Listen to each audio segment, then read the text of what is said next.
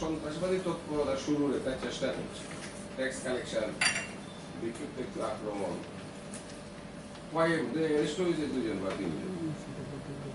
এটা তো একটা অশুভ সংকেত, এবং সামনে ডিসি ইলেকশন, এই তৎপরতা যদি বাড়ে, তো এই পরিপ্রেক্ষিতে আপনি কি মতামত দিলেন?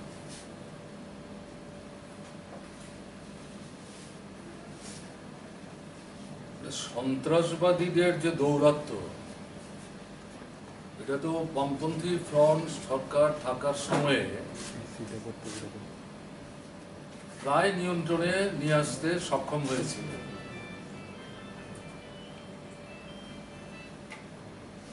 বাংলাদেশে তাদের যে ঘাঁটি, তার যে তথ্যাদি আমাদের পুলিশ প্রশাসন সংগ্রহ করতে পেরেছিলেন সেই সময়ে, তাতে এনএলএফটি তার স্ট্রেংথ অফ ক্যাডার বিলো 50 ছিল,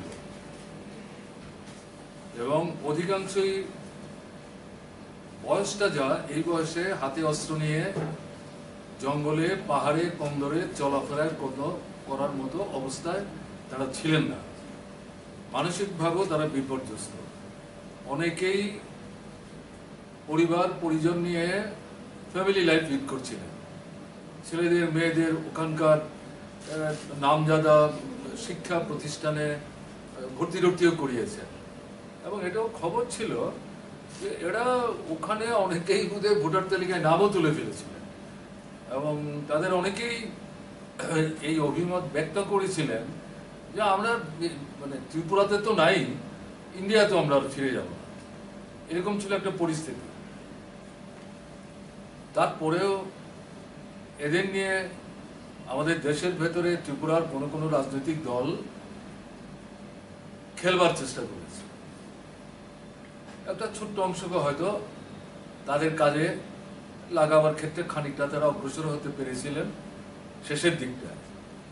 টাইগার ফোর্স, এটা তো একেবারেই ছত্রখান হয়ে যায়, এবং পত্রিকায় পরবর্তী সময় যেটা দেখা গেল, আমাদের সরকার থাকার সময়েই তাদের যে অস্ত্র মজুদের ভান্ডার ত্রিপুরা বাংলাদেশের সীমান্তবর্তী এলাকায়, সেগুলো অনার্থ হয়, এবং এগুলো প্রশাসনের কবজায় চলে যায়, এবং একটা অংশ অন্য আরেকটা সন্ত্রাসবাদী দল তারা হাতিয়ে নেয়। তাতে সব মিলিয়ে পরিস্থিতিটা যেখানে এসে দাঁড়িয়েছিল, যে প্রকৃত অর্থে ত্রিপুরায় যারা দৌরাত্ম্য করে বেড়াচ্ছিলেন, তাদের যে মূল শক্তিরা সেই সময়ে, তারা অনেকটাই বলা যায় অকিজু অবস্থায় চলে গিয়েছিলেন। এখন আপনি যে প্রশ্নটা করলেন, এটা যদিও ব্যাপকভাবে বিভিন্ন পত্রপত্রিকায় আসছে না, কিন্তু কোনো কোনো পত্রপত্রিকায় এই তথ্যটা কিন্তু আসছে। খোয়াইয়ের কথা বলছেন, এবং আমি জানি না আপনার চোখে পড়েছে কিনা, পানিসাগর অর্থাৎ উত্তর ত্রিপুরার ধর্মনগরকে ভাগ করে যে নতুন যে মহকুমাটা, এই মহকুমার বেশ কিছু এলাকা সীমান্ত লাগোয়া, সেই এলাকাতেও সশস্ত্র সন্ত্রাসবাদীরা ধরা পড়েছে, এবং এখান থেকে পুলিশের ঊর্ধ্বতন কর্তৃপক্ষের নির্দেশিত হয়ে সম্ভবত স্পেশাল ব্রাঞ্চ বা এই জাতীয় সমস্যাকে ট্যাকল করার ক্ষেত্রে যারা দক্ষ, যোগ্য, এরকম যারা অতীতে যারা কৃতিত্বের নিদর্শন রেখেছেন, তাদেরকে পাঠিয়েছিলেন। এবং তথ্যাদি যা পরবর্তী সময় বেরিয়ে এসে দেখা গেছে, সংবাদগুলো ধরা পড়েছে, এটা যেভাবে আসলো, পরবর্তী পর্যায়ে ব্যাপারটা কোথায়, কোন দিকে যাচ্ছে, এগুলো কিন্তু সেই সমস্ত পত্রিকাই আর দিতে চাইল না। তাতে একটা সঙ্গত সন্দেহ তৈরি করার বাস্তব ভিত্তি কিন্তু থেকে যাচ্ছে। এখানে খবর আসছে আমাদের মোহনপুরে যাওয়ার পথে লেভুঙ্গা যে এলাকাটা, নতুন একটা ব্লক হয়েছে, তো এরকম বেশ কিছু কিছু জায়গায়, নাম বললে তো বেশ কয়েকটা থানার নামই বলতে হয়, আমি সেখানে নাইবা গেলাম, তাতে সন্ত্রাসবাদী স্বাভাবিক জীবনে এসছেন, নতুন করে কোনো উপজাতি রাজনৈতিক দলের সাথে যুক্ত, তাদের কাউকে কাউকে কোনো রাজনৈতিক দল যোগাযোগ করছেন, কথাবার্তা বলছেন, এবং এরকমও অভিযোগ এসছে যে প্রথম যারা অস্ত্র নিয়ে ধরা পড়লেন তাদের যখন ইন্টারোগেট করার চেষ্টা হয় তখন সম্ভবত খুব মানে প্রভাবশালী মহল থেকে ইন্টারভেন করার চেষ্টা হয়। আমি এতটুকুই বলছি, এর বাইরে আমি বলতে চাইছি না। তো অন্যান্য জায়গায় এদের সঙ্গে টাকা পয়সার লেনদেনও হয়েছে, এরকমও কিছু কথাবার্তা শোনা গেছে। যাই হোক, আপনি যে প্রশ্নটা তুললেন এবং আপনি নিজেও যে উদ্বেগ প্রকাশ করেছেন একজন পুরনো সাংবাদিক, এবং সঙ্গে সঙ্গে ত্রিপুরার নাগরিকদের মধ্যে বয়স একেবারে আপনার কম হয়নি, অনেক কিছু দেখেছেন আপনি, সেই দিক থেকে আপনার যে উদ্বেগ এটা সঙ্গত। এবং আমরা তো চাইব সন্ত্রাসবাদীরা যাতে কোনো মতেই মাথাচাড়া দিতে না পারে নতুন করে। এই সময়ের মধ্যে নতুন সরকার আসার পর পত্রিকায় দেখেছি যে কিছু নতুন ছেলেকে এই পুরনো দলগুলোতে ভিড়াবার চেষ্টা হয়েছে, আবার পুরনো দলগুলো ভাঙাগোড়ার মধ্য দিয়ে নতুন করে নতুন নাম নিয়ে নতুন সংগঠন তৈরির চেষ্টা হচ্ছে। এবং এর মধ্যে ধরুন আমাদের গভর্নমেন্ট থাকার সময়ে মিজোরামে না মেঘালয়ে একজন এরকম আন্ডারগ্রাউন্ড, তিনি তাদের ইন্টেলেকচুয়াল উইংয়ের লিডিং রোল প্লে করছিলেন, ধরা পড়েছিলেন। তাকে যখন ত্রিপুরায় নিয়ে আসার জন্য ত্রিপুরা পুলিশ উদ্যোগ নেয় তখন ইন্টারভেন হয়, এবং যেই রাজ্যে ধরা পড়েন সেই রাজ্যের সরকারের সাথে সমঝোতা করে ত্রিপুরা সরকারের হাতে যাতে তাকে তুলে দেওয়া না হয় তার একটা ব্যবস্থা হয়। এবং পরবর্তী সময়ে সেই ভদ্রলোক সম্ভবত আবার মানে সেট বেসিসের সুযোগ নিয়ে আবার বাংলাদেশে চলে যান। তিনিও এখন নাকি আবার একটু সক্রিয় হয়ে উঠবার চেষ্টা করছেন। এই ধরনের ঘটনাগুলি লক্ষ্য করা যাচ্ছে, এটা ভালো লক্ষণ না। আমরা আশা করব আমাদের সংবাদ মাধ্যম একটু ইনকুইজিটিভ অ্যাটিটিউড নিয়ে বিষয়গুলো নারী নক্ষত্র খুঁজে বের করার যদি চেষ্টা করেন, জনগণের জ্ঞাতার্থে নিজেদের ভাবনার রং না মিশিয়ে প্রকৃত তথ্য যা সেটা যদি উপস্থিত করেন, মানুষের পক্ষে অ্যালার্ট থাকা সুবিধা হবে। এবং আমরা তো চাইব যে বর্তমান যে সরকার তারা নিশ্চয়ই সেখানে ইনার্শিয়াতে যাতে সাফার না করে, এবং তারা বরং উদ্যোগী হয়ে পুলিশকে সক্রিয় রেখে যে কোনো দিক থেকে এই প্রচেষ্টা নেওয়া হোক না কেন, আবার নতুন করে সন্ত্রাসবাদীদের উদ্যমী করে তুলতে তাকে যাতে প্রতিহত করা হয়।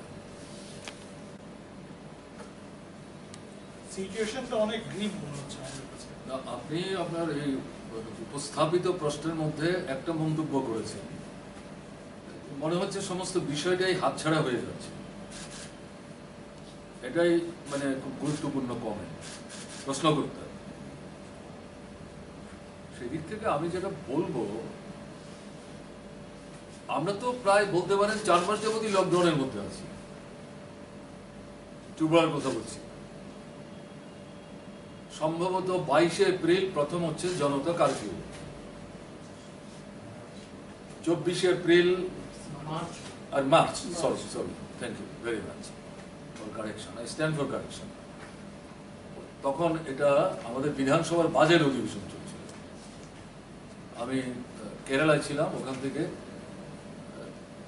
মিটিং থেকেই আমাকে চলে আসতে হয়েছে। ঠিকই আছে, 20 তারিখ বাজেট অধিবেশন। তো 22শে মার্চ হচ্ছে জনতা কারফিউ। তারপরে যে থালা বাসন বাজান টাজানো আবেদন আসলো, তারপরে হঠাৎ করে দেখা গেল 24শে মার্চ থেকে সারা ভারতবর্ষে লকডাউন, মাত্র 4 ঘন্টার নোটিশে। ঠিক আছে, এরপরে যেটা হলো সেটা হলো রাত 9টা থেকে কারফিউ, সকাল 5টা অবধি। ত্রিপুরার কথা বলছি, curfew means lockdown.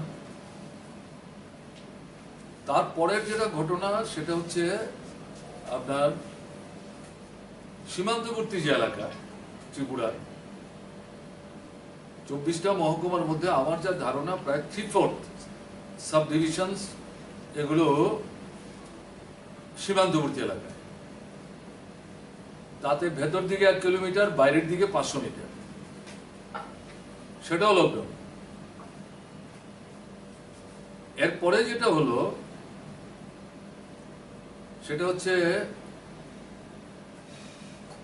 Covid positive পাওয়া যাওয়ার পর তাদের সংস্পর্শে এসেছেন বা এসে থাকলেও থাকতে পারেন এরকম যারা, এই সমস্ত যে এলাকাগুলো এগুলোতে কন্টেইনমেন্ট জোন বলে ডিক্লেয়ার করা হলো। ভেতর থেকে বেরোনো যাবে না, বাইরে থেকে ভেতরে ঢুকা যাবে না। It means it is lockdown, এটাও লকডাউন।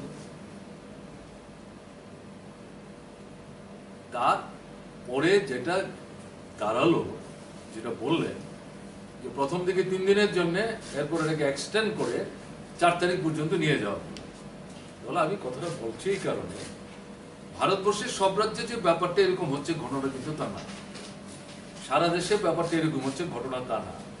কোনো কোনো রাজ্যে, যেমন আজকে আমি দেখছিলাম মহারাষ্ট্রে 31শে আগস্ট পর্যন্ত লকডাউন কন্টিনিউ করছে। হয়তো এরকম আরো 2-1টা রাজ্য থাকতে পারে, বা কোনো কোনো রাজ্যের কোনো কোনো জেলা বা মহকুমা পকেট থাকলেও থাকতে পারে। কিন্তু আমাদের রাজ্যের যে পরিস্থিতি, ভার্চুয়ালি 22শে মার্চ থেকে আজ অবধি কোনো না কোনো ভাবে আমরা লকডাউনের মধ্যে আছি। এখন লকডাউনটার উদ্দেশ্য কি আপনারা খুব ভালো জানেন, আমার চাইতে তো অনেক বেশি ভালো জানেন। এর আগে আমার সাথে 2বার আপনারা কথাবার্তা বলেছেন, আমার অভিমত জানবার চেষ্টা করেছেন।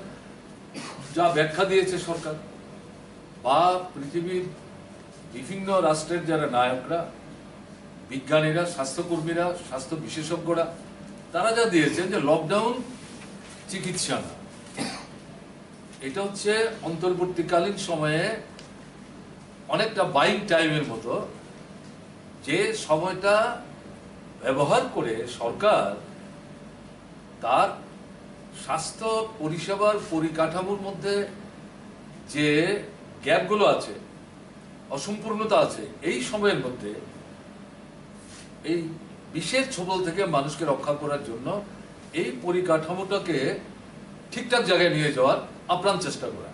এর জন্য এটাকে ম্যাক্সিমাম ইউটিলাইজ করো, এবং এটার মধ্য দিয়ে কি হবে, বিশ্বের জালটা যাতে ছড়িয়ে পড়তে না পারে, break the chain, R further যাতে চেইনটা রিঅর্গানাইজ করতে না পারে। এবং আন্তর্জাতিক ক্ষেত্রে যেমন আমাদের দেশেও, বিরাট বড় দেশ চীনের পর, 130-32 কোটি মানুষ, সাধারণভাবে কিন্তু মানুষ প্রথম দিকে এটা মানে বিরূপ কোনো প্রতিক্রিয়া ব্যক্ত করেননি।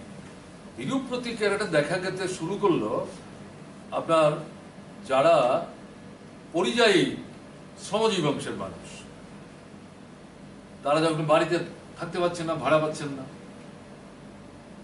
মজুরি পাচ্ছেন না, যাই পয়সা আছে তাদের দোকানে গিয়ে সওদা করতে পারছেন না, বাড়িতে ফিরে আসতে পারছেন না, অর্থাৎ মাইগ্রেন্ট লেবারার সেকশন, তাদের মধ্যে কিছু প্রতিক্রিয়া তৈরি হলো। কিন্তু বাই এন্ড লার্জ ত্রিপুরা সহ সারা ভারতবর্ষের মানুষ এই যে ব্যাখ্যাটা, তার সঙ্গে মোটামুটি সহমত পোষণ করেছেন। Yes, let us wait and see. এটা আনফরসিন একটা অ্যাটাক আমাদের ত্রিপুরা। তো তাহলে অভিজ্ঞতাটা কি? ত্রিপুরা এবং দেশে রোগাক্রান্তের সংখ্যা বাড়ছে। আজকের পত্রিকায় দেখলাম গতকালকে একদিনে 50,000 ছাড়িয়ে গেছে, 52,000 ছাড়িয়ে গেছে। এখন পূর্ব অনুমান যেটা ব্যক্ত হয়েছে তাতে বলছে দিন আসছে একদিনে 1 লক্ষ হয়ে যাবে। Very matter of concern. এটা কিন্তু আমরা বলছি না, আমরা বলার কে? এবং আমাদের দিক থেকে এটা বলতে যাওয়া তো একেবারে চূড়ান্ত নির্বুদ্ধিতা হবে। এটা যারা এই বিষয়গুলি নিয়ে আপনার গবেষণা ধর্মী কাজ করছেন, দেখভাল করছেন, ম্যানেজ করার চেষ্টা করছেন, তাদের বক্তব্য।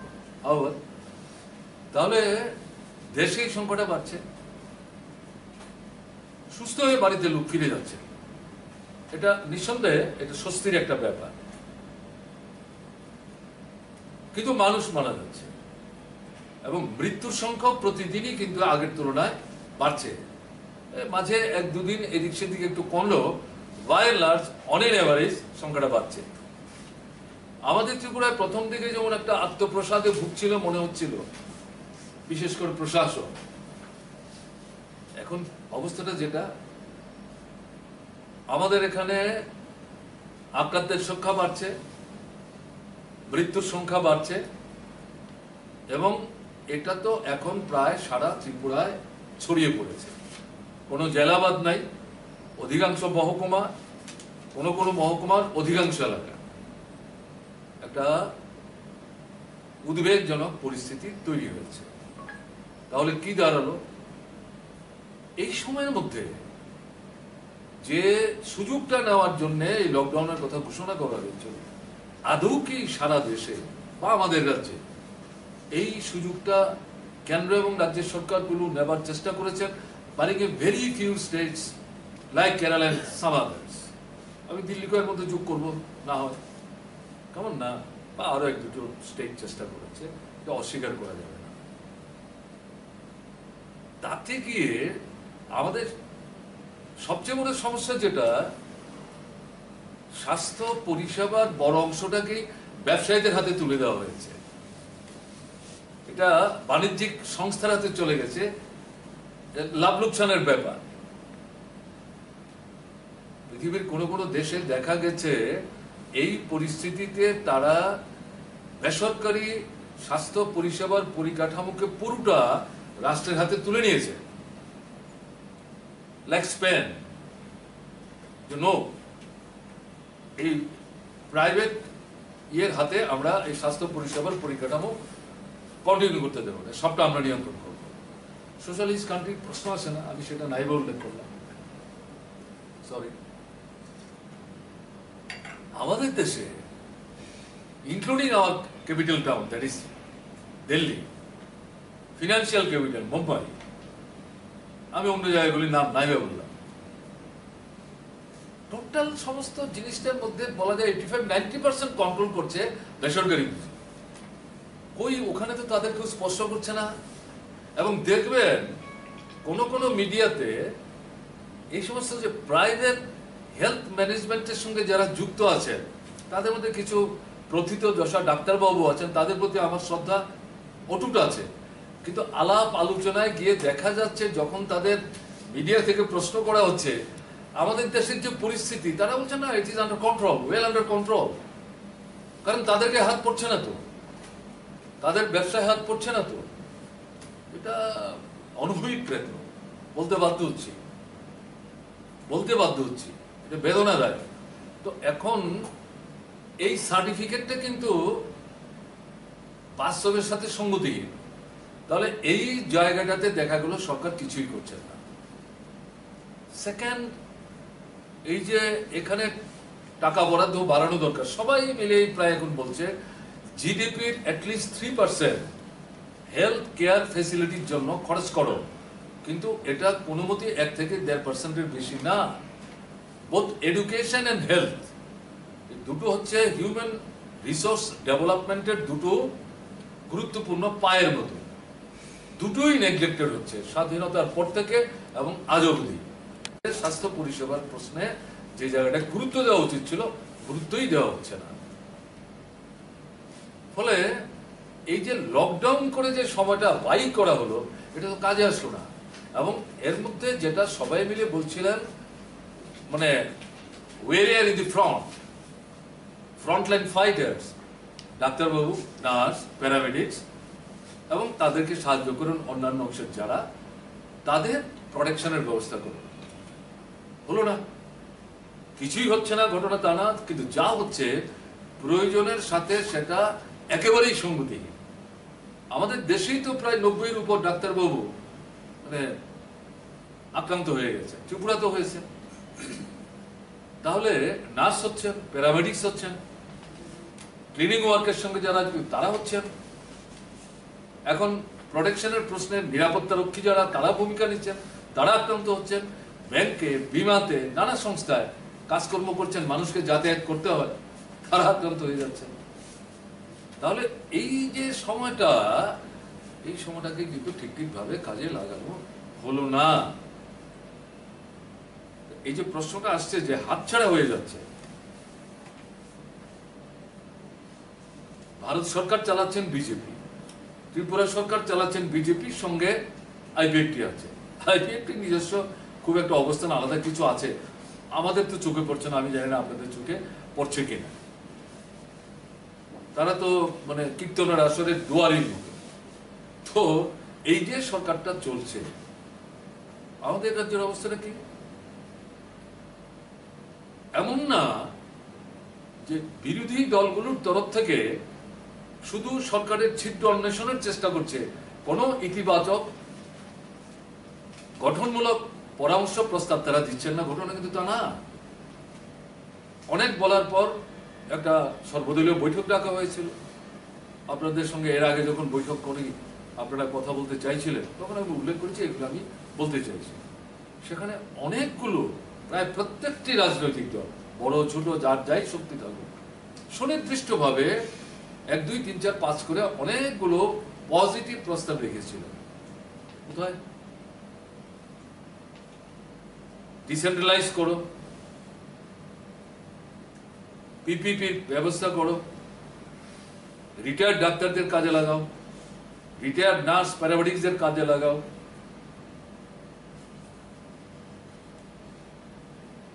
এই যে বিষয়গুলি বলা হলো, এবং তার সঙ্গে মাইগ্রেন্ট যারা রিটার্ন করছেন, শুরু থেকেই তাদেরকে সরকারের হেফাজতে নিয়ে নাও। এই যে 5 জনের একজন লালারস সবচেয়ে সমস্যা যেটা করে দিল, এটা না করে প্রথম থেকে সবাইকে যদি নিয়ন্ত্রণে নিয়ে 2 দিন 3 দিন কন্ট্রোলে রেখে, একটু অসুবিধা হয়তো হতো, কিন্তু লালারস পরীক্ষা করার পর পজিটিভ আইডেন্টিফাইড হলে পরে পজিটিভ যারা, তাদেরকে হাসপাতালে নিয়ে যাওয়া, বাকিদেরকে নিয়ে কিছুদিন কোয়ারেন্টাইনে রাখা, এগুলো হলো না। তার থেকে জিনিসটা দারুণভাবে ছড়িয়ে পড়ল। এবং test test test and test, যত টেস্ট হবে তত আইডেন্টিফাইড হবে, আইডেন্টিফাইড হলে পরে পজিটিভ চিহ্নিত হবে, চিহ্নিত হলে পরে চিকিৎসা করতে সুবিধা হবে, প্রিভেনশন এখানে নেওয়াটা সহজতর হবে। আমি সেদিন দেখছিলাম ওয়ের একজন সিনিয়র সায়েন্টিস্ট বলছিলেন যে এটা 3 4 আগে, সম্ভবত স্বামীনাথন, বলছিলেন যে এখন পর্যন্ত যাদের পরীক্ষা হয়েছে, যদিও পরীক্ষায় ভারতবর্ষ পৃথিবীর বহু রাষ্ট্রের চেয়ে অনেক পেছনে, সবার শেষে আমি বলবো না, অনেক পেছনে, তাতে যা পরীক্ষা হয়েছে, পরীক্ষা থেকে দেখা যাচ্ছে ওই দিন, তার আগের দিনের হিসেব দিয়ে বলছেন about 10% ফাউন্ড পজিটিভ। তার থেকে তিনি বলছেন যদি তাই হয়, তাহলে আমাদের দেশে এই পরীক্ষা যদি ব্যাপক করা যায়, তাহলে এই মুহূর্তে 13 কোটি মানুষ পাওয়া যাবে they have been suffering। Serious ঘটনা। তারপরে তাকে প্রশ্ন করা হচ্ছে হার্ড ইমিউনিটি, এবং তিনি পরবর্তী সময় কোন জিজ্ঞাসিত প্রশ্নের জবাবে বলছেন হার্ড ইমিউনিটি মানেটা কি? তার মানে হচ্ছে আমাদের দেশে 50-60%কে হার্ড ইমিউনিটিতে আনতে হবে। আনতে গেলে পরে এই যে রোগটার যে ছড়ানোটা, এটা বাড়বে, এটা বাড়া মানে মৃত্যুও বাড়বে। ভারতবর্ষের মতো দেশে হার্ড ইমিউনিটির চিন্তা করে লাভ নেই, এখানে ভ্যাকসিন, ঔষধ ছাড়া কোনো বিকল্প নাই। তাহলে এই পরিস্থিতিতে দাঁড়িয়ে এই প্রসঙ্গটা এখানে চলে আসলো যে এটা বাড়ছে।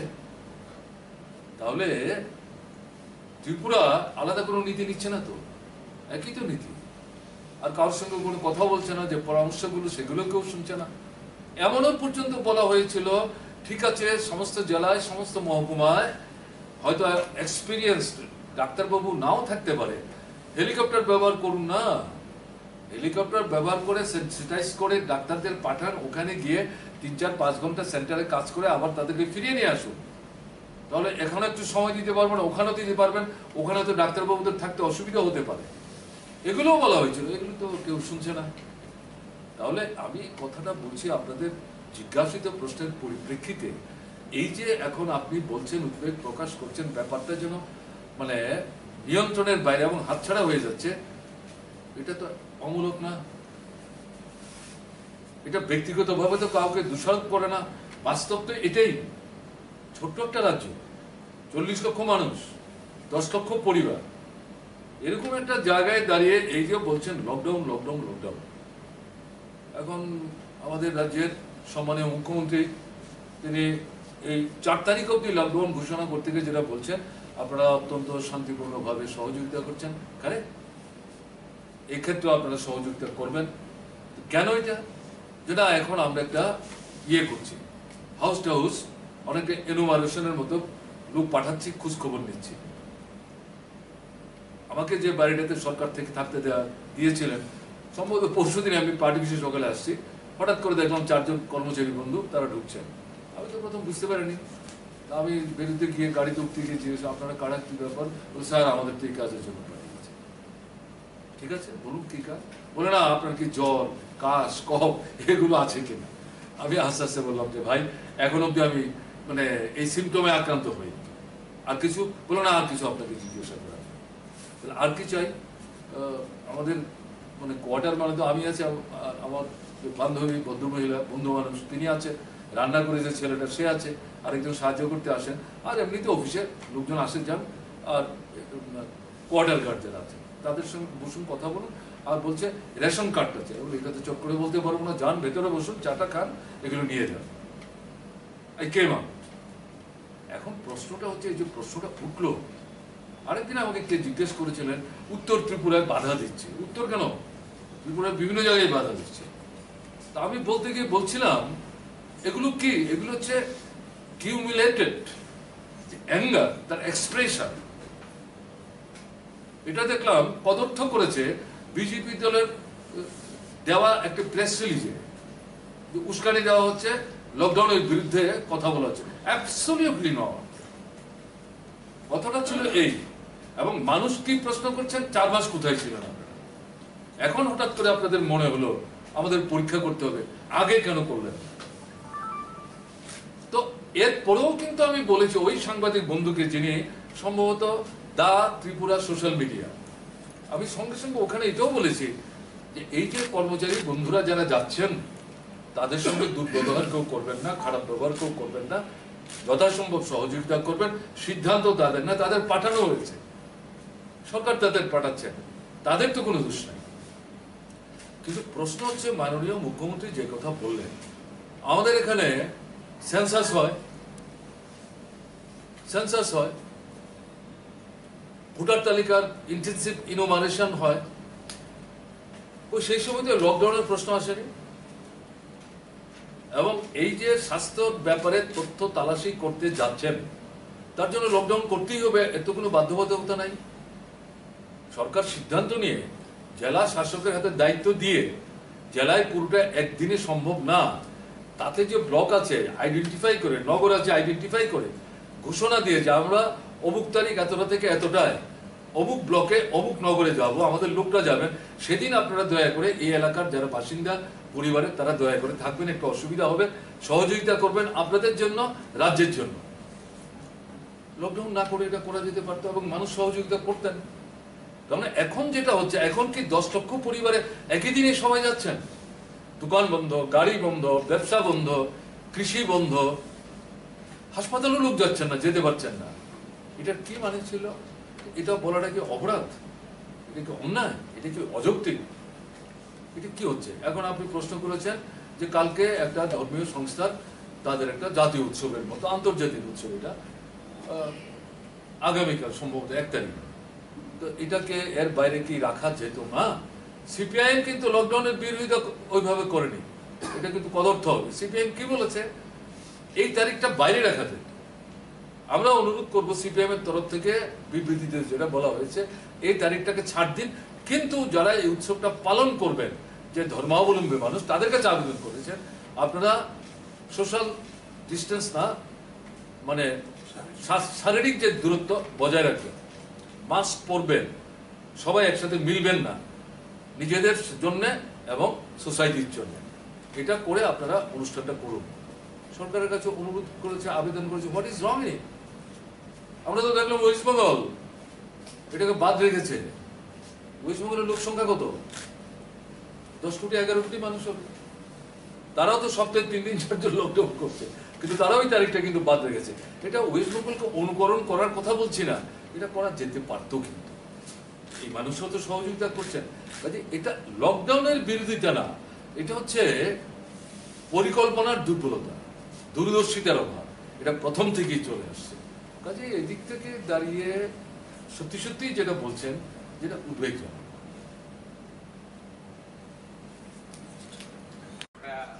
অ্যানাউন্সমেন্ট দিয়েছেন যে লোকাল জন্য ভোকাল হওয়ার জন্য, আপনি এটাকে সমর্থন করেন কিনা? কোনটা? কদিন আগে আমাদের প্রধানমন্ত্রী ডিউরিং দি লোকাল মানে লোকাল দেখা কি? যাচ্ছে আমাদের রাজ্যে লোকালের জন্য ভোকাল মানে লোকাল প্রোডাক্ট, লোকাল সার্ভিসেস এইসবের জন্য প্রাধান্য। ওই যে আগে যে স্লোগান ছিল মেক ইন ইন্ডিয়া। হ্যাঁ, তো এই জিনিসটা ঘুরিয়ে ফিরিয়ে আমাদের এখানে আগেই ছিল। আমাদের ইন্ডাস্ট্রি পলিসি, আইটি পলিসিতে ছিল যে লোকাল কোম্পানিগুলি বা এন্টারপ্রেনার বা এমএসএমইগুলি যেন কাজকর্ম লোকালি পায়। কিন্তু এই গভর্নমেন্ট আসার পর আমরা দেখতে পাচ্ছি ম্যাক্সিমাম ছোট ছোট কাজ এগুলিও বাইরের কোম্পানিগুলিতেই যাচ্ছে। তো আমার দুটো জিনিস, একটা হলো আপনি মোদির এই যে স্লোগানটাকে সমর্থন করেন কিনা, আর এই যে এটা বিপরীতে কাজ হচ্ছে, এই ধরনের কোনো খবর আছে কিনা, এই সম্পর্কে আপনি কি বলবেন? না, একটা জিনিস কিন্তু বুঝবেন, আমরা বরাবরই যেটা বলছি, আমাদের এখানে ইন্ডাস্ট্রির বিকাশ ঘটল, এবং ইন্ডাস্ট্রি মানে mega, medium, cottage and local, এ নিয়ে কোনো সন্দেহ নাই। যেমন ত্রিপুরার কথা বলছেন, আমরা গভর্নমেন্টে থাকার সময় বলেছি মেগা ইন্ডাস্ট্রি ত্রিপুরায় হতে সময় লাগবে, কারণ ইন্ডাস্ট্রি করতে গেলে পরে তার যে মানে ইনফ্রাস্ট্রাকচার সেটা নাই ত্রিপুরায়, যোগাযোগই ছিল না, সেগুলো তো করতে হয়েছে আমাদের। সেখানে লোকাল, আমরাও যেমন ত্রিপুরায় জুট দিয়েছি, সারা দেশেই সেটা কেউ বলেন আপনার কটেজ ইন্ডাস্ট্রি, কেউ বলেন স্মল স্কেল ইন্ডাস্ট্রি। কাজে অ্যাপারেন্টলি এই কথা যদি কেউ বলে, এটা ভুল বলার কোনো কারণ নেই। কিন্তু ভুল প্রশ্নটা কি, এই যে আপনি যেটা বললেন না, সেটা হচ্ছে স্লোগান দিলেন আমরা নতুন যে প্যাকেজ নিয়ে অগ্রসর, সেটা হচ্ছে আত্মনির্ভর ভারত। কমপ্লিটলি ফলস, ফেব্রিকেটেড, মন গড়া কথা। এটা আত্মনির্ভর না, ভারতকে নির্ভরশীল করছে বিদেশি পুঁজি এবং দেশের কিছু বড় পুঁজি। তারা একসাথে মিলে ভারতকে লুটে পুটে নেওয়ার জন্য যা যা করা দরকার সমস্ত কিছু তারা করছে। এখানে কোথায় কটেজ ইন্ডাস্ট্রি, কোথায় লোকাল আপনার স্মল স্কেল ইন্ডাস্ট্রি, সব তো শেষ হয়ে যাচ্ছে। কাজে এই প্রেক্ষাপটে বলছি, এটা স্লোগানের জন্য স্লোগান, এটা স্লোগানের জন্য স্লোগান। এটাকে বাস্তবায়িত করার জন্য যা করা দরকার তার তো কিছু করছেন না। রেলিভেন্ট কোশ্চেন, আমি দেশের কথা বলছি। আগে লকডাউন হওয়ার পর আমি এতক্ষণ যেটা বললাম, হেলথ সেক্টরে prevention of this corona virus expansion, to break the chain, don't allow to reform the chain, এই জায়গায় তো দুর্বলতা দেখালো। লকডাউন করার কারণে আপনি যা বলছেন কারেক্ট, অর্থনৈতিক অ্যাক্টিভিটিসই তো স্ট্যান্ড স্টিল হয়ে গেল, এবং তাতে সবচেয়ে বেশি আক্রান্ত করা হচ্ছে সাধারণ মানুষ, শ্রমজীবী অংশের মানুষ। মাইগ্রেন্ট লেবার যারা, আপনি যদি একটু গভীরে যান দেখবেন তাদের প্রায় 65 to 70% হচ্ছে গ্রামের মানুষ, কৃষি বিপন্ন, ওখানে কাজ নাই, দাম নাই, পয়সা পান না, ছেড়ে দিয়ে শহর থেকে রাজ্যান্তরিত হচ্ছে। They have started returning back, going back to their own place of residence, that is in the rural areas. ঠিক, তাহলে এই পরিস্থিতিতে সবাই মিলে যেটা দাবি করছিল যে এই যে লকডাউনটা করলেন, এই যে কেন বলা হচ্ছে এটা দূরদর্শিতার ঘাটতি আছে, অপরিকল্পিত। পরিকল্পনা 3 রকমের হবে, একটা তাৎক্ষণিক, একটা মধ্যবর্তী, একটা দীর্ঘমেয়াদী। তাৎক্ষণিক হচ্ছে ঠিক আছে, এখন আমরা করলাম, এটা মেনে নেবে। কোথায় মধ্যবর্তী পরিকল্পনা, কোথায় দীর্ঘমেয়াদী পরিকল্পনা? তাহলে এই ভারতবর্ষের মধ্যে যে কোটি কোটি মানুষ, প্রায় 50 থেকে 55 কোটি মানুষ এই শ্রমদানের উপর দৈনিক শ্রম বিনিময়ের উপর, দৈনিক রোজগারের উপর দিনের ভাত খাবারের ব্যবস্থা করেন, তারা কিভাবে চলবেন? ওই তার তো কোনো পরিকল্পনা হলো না। এবং সেখানে একটা দাবি উঠলো, সবাই মিলে বললেন ঠিক আছে, এই পরিস্থিতিতে আপনাদের গোডাউনের যে পরিমাণ জমা আছে চাল গম, তাতে সরকারের বাৎসরিক বিভিন্ন রাজ্যগুলিকে তাদের যে রেশনিং ব্যবস্থা চালাবার জন্য যা দিতে হয় তার চাইতে অতিরিক্ত মজুদ আছে। তাহলে আপনারা ওখান থেকে মাথা পিছু 10 কেজি চাল, এবং এটাও বলেছে যারা ট্যাক্স নেটের বাইরে আছে, আর শুধু চাল দিলে হবে না, তার তো অন্যান্য জিনিস কিছু কিনতে হবে, ইনক্লুডিং মেডিসিন। তাদেরকে অন্তত 7,500 টাকা করে মান্থলি একটা টাকা দেওয়ার ব্যবস্থা করুন, অ্যাটলিস্ট ফর নেক্সট 6 মান্থস। চাল যেটা দেবেন পয়সা ছাড়া পাবে, এর থেকে সরকারের কোনো পয়সা রোজগার হবে না। কিন্তু 7,500 যেটা দেবেন, এটা দিয়ে লোকগুলি বাজারে যাবে, জিনিস কিনবে, ডিমান্ড রেজ করবে, তার থেকে কিন্তু গভর্নমেন্টের আবার রেভিনিউ জেনারেট করবে, তাতে গভর্নমেন্টের কিছু কিছু সেখানে রোজগারের স্কোপ আছে। হাউএভার এগুলো তো মানছে না সরকার। এখন আমি যদি উল্টো দিক থেকে বলি, এখন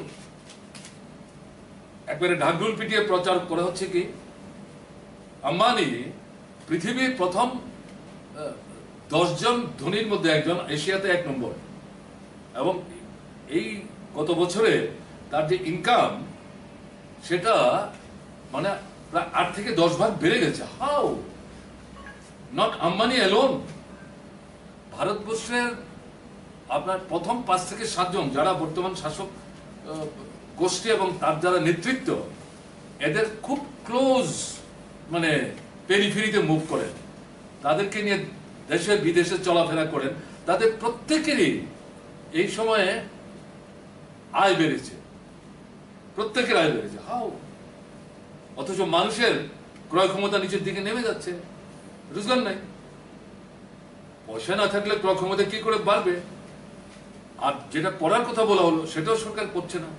এবং আপনি যেটা বললেন কারেক্ট, যে সমস্ত ফিগারগুলি বেরিয়ে এসছে, IMF, ওয়ার্ল্ড ব্যাংক, ইভেন আমাদের রিজার্ভ ব্যাংক অফ ইন্ডিয়া, যে ভদ্রলোক এখন আপনার গভর্নর, পছন্দের লোক, তার কিন্তু অর্থনীতির কোনো ব্যাকগ্রাউন্ড নাই, সবাই মিলে প্রশ্ন তুলেছিল, সেই ভদ্রলোকও স্বীকার করতে বাধ্য হয়েছেন যে মাইনাস হয়ে যাব আমরা জিডিপি। আপনি যা বলছেন মাইনাস হয়ে যেতে পারে, তা না, অলরেডি এটা শুরু হয়েছে, এবং মাইনাস কেউ কেউ বলছেন যে হতে হতে ইন্ডিয়াতে এটা -6 to 9 হয়ে যেতে পারে GDP. Can you imagine where we are being led to serious situation? বেকারি বাড়ছে, তাহলে কৃষিতে সংকট, তার প্রতিফলন শিল্পে হবে, শিল্প কৃষিতে সংকট, তার প্রতিফলন এমপ্লয়মেন্টে হবে, তার প্রতিফলন ডিমান্ডে হবে, তার প্রতিফলন বাজারে হবে, তার প্রতিফলন সামগ্রিক অর্থনীতিতে হবে। অনলি ভেরি ফিউ, এই আম্বানিদের মতো যারা, আমি মুকেশের কথা বলতে না, ছোট ভাইয়ের কথা বলছি না, সে তো ইতিমধ্যে প্রায় রেড ডিক্লেয়ার্ড হয়ে গেছে, এটার পেছনে কোনো কৌশল আছে কিনা আমি অন্তত জানি না। এদের বাদ দিলে পরে অবস্থাটা খুব খারাপ। ভাবছে গভর্নমেন্ট এই সময় যে অর্থনৈতিক নীতি নিয়ে চলছে, তাতে কি হচ্ছে? প্রাইভেটাইজেশন, প্রাইভেটাইজেশন, প্রাইভেটাইজেশন, বিরাষ্ট্রীয়করণ। স্বাধীনতার পর থেকে আমাদের দেশের অর্থনীতি সমাজতান্ত্রিক অর্থনীতি না। জওহরলাল নেহরু দেশের প্রথম প্রধানমন্ত্রী, তিনি কমিউনিস্ট ছিলেন না, তিনি সমাজতান্ত্রিক ধাঁচের অর্থনীতি করার চিন্তা করেছিলেন। সোভিয়েত দেশ ফিরে এসে চাক্ষুষ করে দেশে এসে বলেছিলেন যে আপনারা সোভিয়েত সম্পর্কে যা বলছেন ঘটনা তা না, সম্পূর্ণ অন্যরকম চেহারা। সেই সময়ে যে যুদ্ধকালীন পরিস্থিতিতে পৃথিবীর অর্থনীতিতে যে মন্দা তৈরি হয়েছিল, জওহরলাল নেহরু বলছেন Soviet Russia is free from that. কাজে ওইটা তাকে প্রভাবিত করেছে, কিন্তু তিনি কমিউনিজম করার কথা কোনোদিন বলেননি।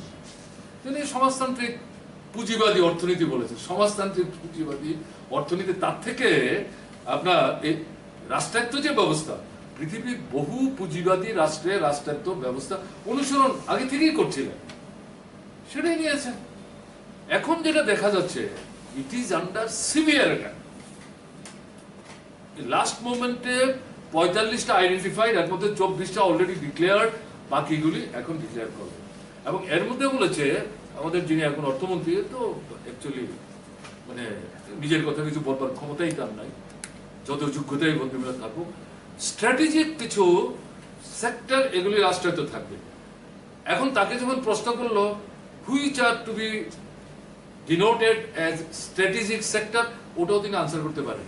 বলছেন এটা আমরা একটু চিন্তা ভাবনা করি, তার মানে ওখান থেকে আদিষ্ট হবেন, তারপর তিনি বলবেন, বলে আমরা পরে বলবো গিয়ে কোনগুলি স্ট্র্যাটেজিক সেক্টরের মধ্যে পড়ে। Can you imagine being a finance minister? তাহলে কি দাঁড়াচ্ছে, আমরা কোথায় আছি? তো ওয়ান ম্যান শো। একটা সময় পর্যন্ত আপনাদের মনে হয়েছিল যে অ্যাটলিস্ট দুইজন, না এখন দুইজনে মনে করার কোনো কারণ নেই, কমপ্লিটলি ওয়ান ম্যান শো হয়ে যাচ্ছে। What is this?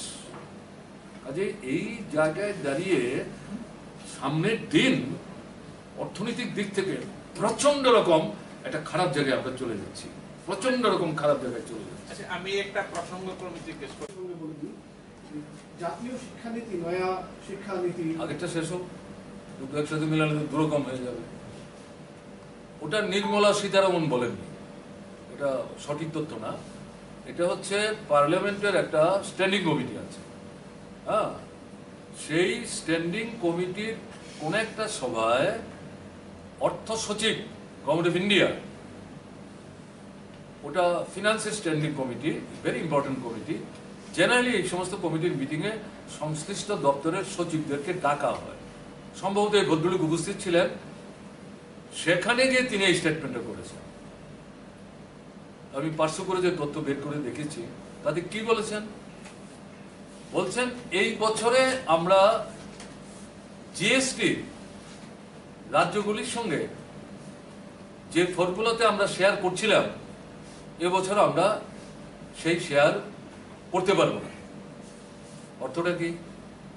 জিএসটি যখন হয় সেটা হচ্ছে গুডস এন্ড সার্ভিসেস ট্যাক্স। ভারতবর্ষের অনেক রাজ্যেরই আপত্তি ছিল, আমাদের তরফ থেকে আপত্তি ছিল, তখন আমরা গভর্নমেন্টে ছিলাম। কারণ এই যে এরিয়াটা, এই এরিয়াতে সেন্ট্রাল গভর্নমেন্ট যেমন ট্যাক্স বসাতে পারে, স্টেট গভর্নমেন্টও ইনডাইরেক্ট ট্যাক্স বসিয়ে তার রেভিনিউ যে ইয়েটা মানে জেনারেট করার যে স্কোপটা, এই স্কোপটা নিতে পারত রাজ্যগুলো। এখন এই জিএসটি হওয়ার সুবাদে যে প্রস্তাবগুলি আসলো, তাতে এই সুযোগটা রাজ্যগুলো ভোগ করতে পারবে না। তাহলে ভারতবর্ষ একটা ফেডারেল কান্ট্রি, তাতে রাজ্যগুলোর কতগুলো অধিকার আছে, কিছু স্বাধীনতা আছে, এবং এতে এই অর্থনৈতিক ক্ষেত্রে ট্যাক্স ইত্যাদি বসাবার ক্ষেত্রে রাজ্যের হাতে কিছু ক্ষমতা আছে। যখন ওটা বলা হলো, রাজ্যগুলো আপত্তি করল। তখন একের পর এক সবার পরে গিয়ে সিদ্ধান্ত হয় যে না, আপনাদের এই যে ইনডাইরেক্ট ট্যাক্স করার অধিকার, এটা স্বীকার করা যাবে না, কিন্তু একটা শেয়ার হবে। জিএসটির মাধ্যমে যে ট্যাক্সটা সংগৃহীত হবে সারা দেশ থেকে, এটাতে এসে কেন্দ্রীয় সরকারের কোষাগারে জমবে, সেখান থেকে একটা শেয়ার হবে, একটা ফর্মুলা তৈরি হয়েছে, তাতে যার যা রাজ্য সেভাবে পাবেন। তখন আবার প্রশ্ন উঠলো, এই যে শেয়ারটা করা হলো বা আপনারা করছেন, তাতে গিয়ে যদি আমি গিয়ে দেখি, আমি গত বছর ট্যাক্স রেভিনিউ যা সংগ্রহ করতাম, আপনারা এই শেয়ার থেকে আমাকে যা দিচ্ছেন সেটা গত বছরের চেয়ে আমার কম, আমি কি করে ম্যানেজ করব? তখন বহু আলাপ আলোচনার পর সিদ্ধান্ত হলো, অ্যাটলিস্ট ফর নেক্সট 5 years এই যে গ্যাপটা হবে কম্পেনসেট করবে government of India, particularly the union finance ministry. ঠিক আছে? এই জায়গায় দাঁড়িয়ে এখন 19-20 অর্থ বছরে এই যে গ্যাপটা, এটা প্রতি 4 মাস পরে পরে গ্যাপটা পূরণ করা হয়, এটা করলো না। সর্বশেষ গিয়ে গত মার্চে গিয়ে করলো। এখন আরেকটা কিন্তু আপনার কোয়ার্টার শেষ হয়ে গেল, দিচ্ছে না, এবং এখন গিয়ে পরিষ্কার বলে দিল গ্যাপ কম্পেনসেট করার তো প্রশ্নই আসছে না। কথাটা খুব সবটা যে ভেঙে টেঙে বলেছে তা না, মানে ভঙ্গিমাটা যা তাতে হচ্ছে শেয়ারই করবে না। সিরিয়াস ঘটনা, রাজ্যগুলো চলবে কি করে? এটা প্রথমত হচ্ছে টোটাল অর্থনৈতিক নিয়ন্ত্রণ কেন্দ্রীয় সরকার তার হাতে কুক্ষিগত করার চেষ্টা করছে, এবং এটা হচ্ছে against the federal understanding of our country, of our constitution, এবং রাজ্যগুলোকে শুকিয়ে মারার রাস্তা, এবং সমস্ত রাজ্যগুলোকে অল্প কয়েকটা রাজ্য বাদ দিলে পর কেন্দ্রীয় সরকারের কাছে ভিক্ষুকে পরিণত করার একটা প্রচেষ্টা, মানে টুটি টিপে মারার চেষ্টা।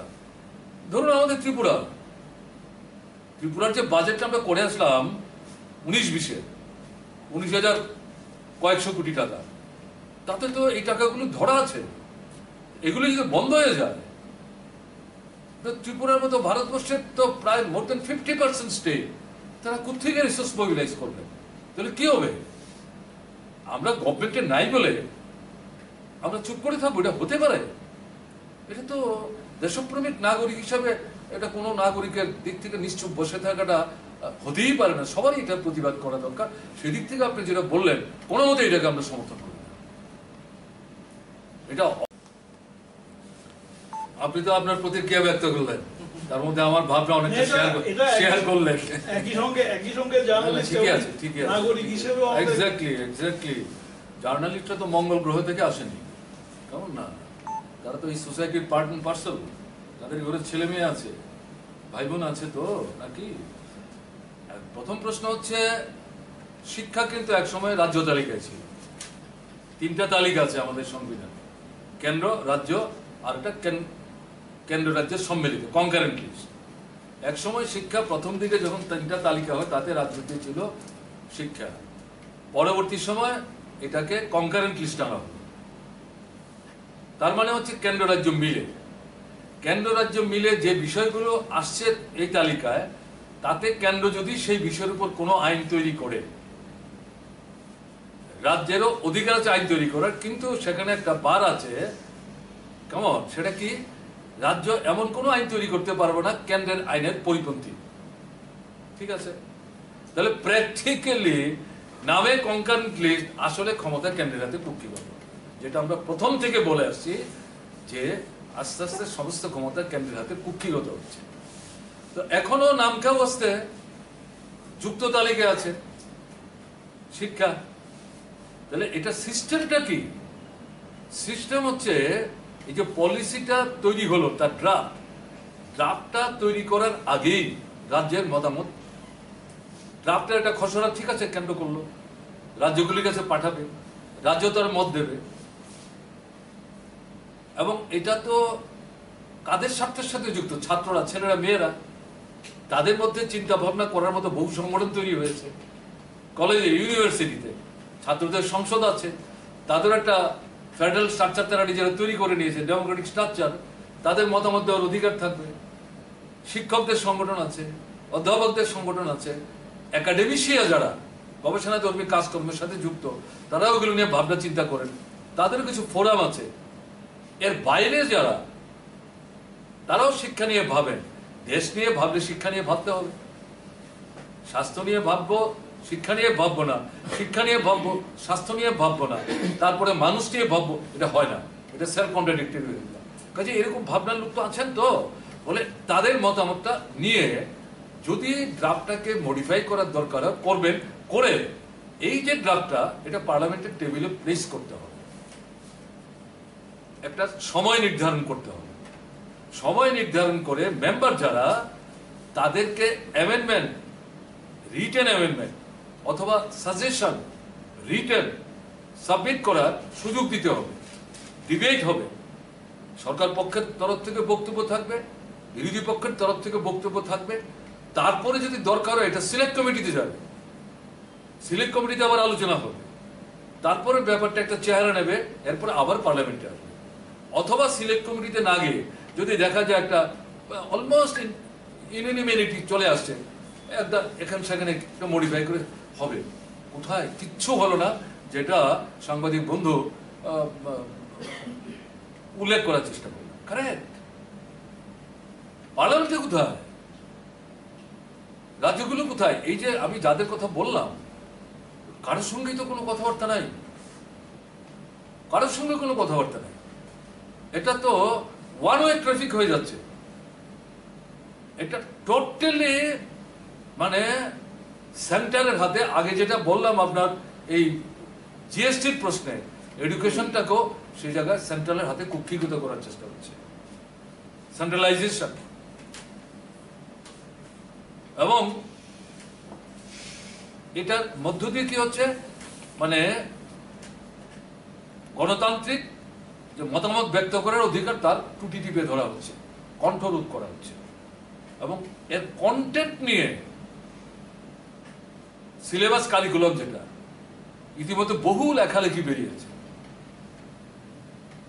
সিলেবাসের বোঝা কমাবার প্রশ্ন উঠল, হাতে গিয়ে দেখা গেল এমন সমস্ত বিষয়বস্তু বাদ দেওয়া হলো যেগুলো বাদ দিলে পরে এডুকেশনের অন্যতম গুরুত্বপূর্ণ অবজেক্টিভস যেটা, সেটা হচ্ছে প্রকৃত মূল্যবোধ সম্পর্কে মানুষ তৈরি হতে সাহায্য করা। তাহলে তা করতে গেলে দেশ সম্পর্কে তার ধারণা থাকতে হবে। তাহলে এই জায়গায় আমাদের সংবিধান, গণতন্ত্র, রাষ্ট্রীয় নীতি, যুক্তরাষ্ট্রীয় ব্যবস্থা, ব্যক্তি স্বাধীনতা, ধর্মনিরপেক্ষতা, এগুলি বাদ দিলে তো হবে না। দেখা গেলো এগুলি ওয়ান আফটার অ্যানাদার বলছে স্কাটল স্কাটল স্কাটল। গোটা কারিকুলামটাকে সাম্প্রদায়িক বিষে বিষাক্ত করার চেষ্টা হচ্ছে। এবং এবং এই যে আমি এটা পড়েছি, তার পলিসি একটা শর্টকাট একটা নোট বিধায়ক হিসাবে আমার হাতে এসেছিল, আমি যেটা পড়ে রেখেছি, টোটাল জিনিসটাকে আপনার এটা কমার্শিয়ালাইজ করে ফেলা হচ্ছে, ব্যবসায়ীদের হাতে তুলে দেওয়া হচ্ছে, বেসরকারি করার ব্যবস্থা করা হচ্ছে। কোনো কথাবার্তা বলা যাবে না, সিরিয়াস। তাহলে কি দাঁড়াচ্ছে? চরিত্র গঠন কোথায় হবে? দেশপ্রেম কোথায় হবে? বিপন্ন মানুষের পাশে দাঁড়াবার যে মানবিক যে বোধগুলো, এগুলো কোত্থেকে জন্ম নেবে? যদি কারিকুলামটাই এই সমস্ত বিষয়গুলি বর্জিত থাকে, এরকম একটা জায়গায় চলে যাচ্ছে। ধর্ম, বর্ণ, সম্প্রদায়, এই সমস্ত বিষয়গুলো নেতিবাচক দৃষ্টিভঙ্গি থেকে অন্তর্ভুক্ত করে আমাদের নবীন প্রজন্মের ছেলে মেয়ে তাদেরকে বিভ্রান্ত করার চেষ্টা হচ্ছে। এটা দেশের ভবিষ্যতের জন্য কোনো অংশেই সহায়ক না। আমরা এটার বিরোধিতা করি, তীব্রভাবে বিরোধিতা করি। এটা চলতে পারে না। এটা দেশের মানুষ মেনে নেবেন যদি মনে করে সরকার, তাহলে ভুল করছে। সমীরবাবু যে প্রশ্ন তুললেন, প্রতিবাদই তো করা যাচ্ছে না।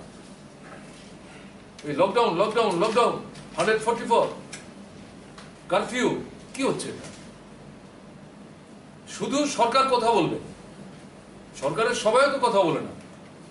কেন্দ্রের সরকার যেমন একজন দুজন বলে, আমাদের রাজ্য দেখছি এক দুজনে কথা বলে, বাকি মন্ত্রীরা কথা বলতে পারেন। এটা তো ভাবভঙ্গিমা থেকে মনে হচ্ছে যে না, তারা বোধহয় কথা বলতে পারেন না। তাহলে কেন মন্ত্রী হলেন? একজন দুজনে যা মনে আসছে তাই বলে বেড়াচ্ছেন, আপনারা সবচেয়ে ভালো বুঝেন, ঠিক না? তাহলে কি দাঁড়াচ্ছে ব্যাপারটা? কোথায় চলে যাচ্ছি আমরা? তাহলে এই পরিস্থিতিতে দাঁড়িয়ে তাহলে লকডাউন মানুষের সর্বনাশ করেছে। অন্যদিকে দেখছি লকডাউন যারা মুনাফাবাজ, মুনাফা শিকারী, তাদের জন্য এটা আশীর্বাদ হয়েছে।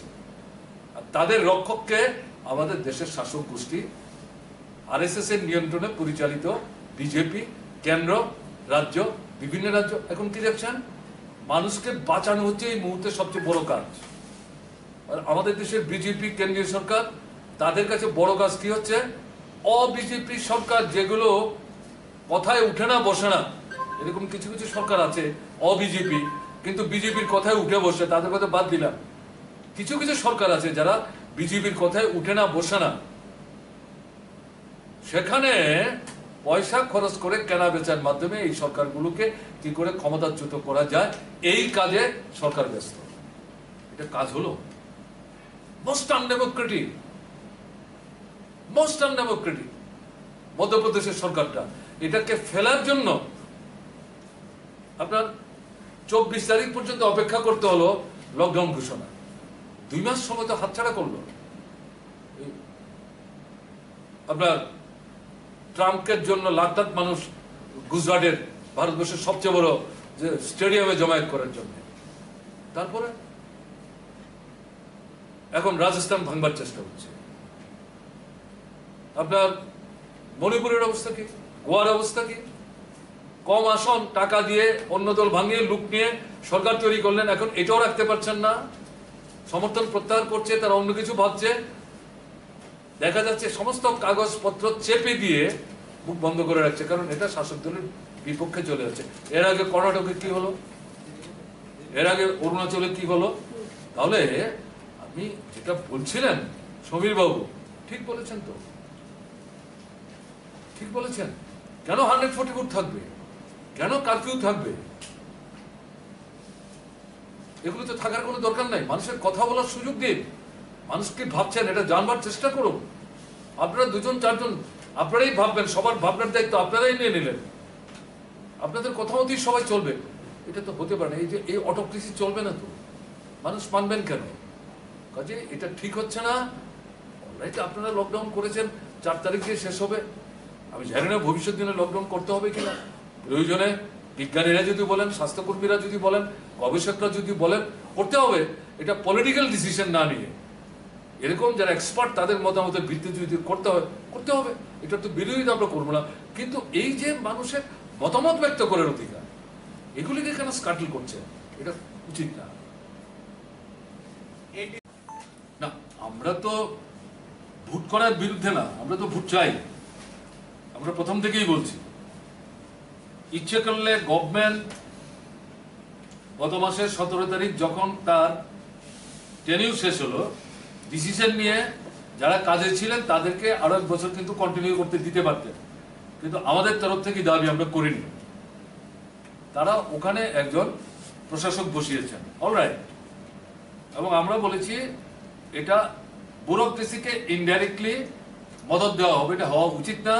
বহু লড়াইয়ের পর গণতান্ত্রিক পদ্ধতিতে স্বশাসিত জেলা পরিষদ তৈরি হওয়ার যে ব্যবস্থাটা চালু হয়েছে, যত দ্রুত সম্ভব পরিস্থিতি অনুকূলে অর্থাৎ স্বাভাবিক পরিস্থিতি সৃষ্টি হওয়ার মধ্য দিয়ে ভোটটা করা দরকার। আমরা এটার পক্ষে, ভোট বন্ধ করার পক্ষে না। তো এরা যা চাইছেন গণতন্ত্রের বিপক্ষে আমরা চলে যাব। এখন এদের সবই চলছে, এগুলিতে কোনো বাধা নিষেধ নাই। হলেও মিটিং হচ্ছে, ফিতা কাটাও চলছে, আসা যাওয়াও চলছে, কিন্তু সব বাধা বিরোধীদের জন্য। এটা কি আপনার ওই পঞ্চায়েতের ভোটের মতো হবে, নগরের ভোটের মতো হবে, লোকসভার ভোটের মতো হবে, আরেকটা প্রহসন? এটা তো হওয়া উচিত না।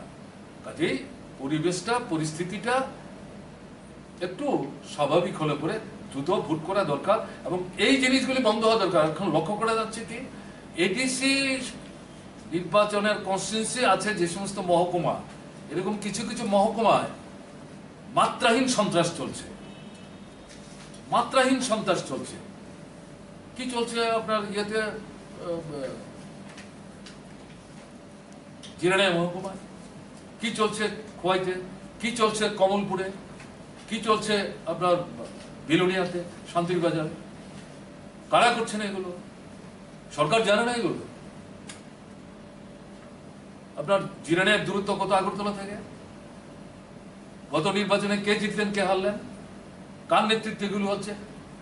বোঝা যাচ্ছে না কিছু? পুলিশ এখানে টুটু জগন্নাথ তা হাতে পায়ে বেঁধে বসিয়ে রেখেছেন। এর মধ্যে আবার 2-4 জন তেরিপুরে লকডাউন ইম্পোজ করার জন্য সাধারণ মানুষকে ব্যতিব্যস্ত করার চেষ্টা করছেন। এতে তো লজ্জা শরম বলে কিছু নাই। এটা পুলিশের সুনামকে ক্ষুণ্ণ করছে। কি হচ্ছে? কাজেই যেটা বলছেন, ভোট করতে হবে, ভোট করতে হবে।